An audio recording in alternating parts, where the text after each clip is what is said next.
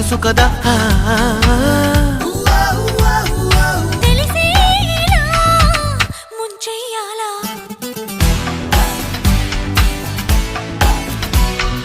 అవును నిజం నువ్వంటే నాకిష్టం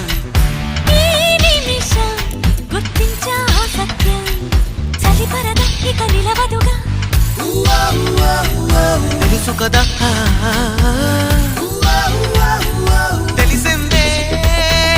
అడగాల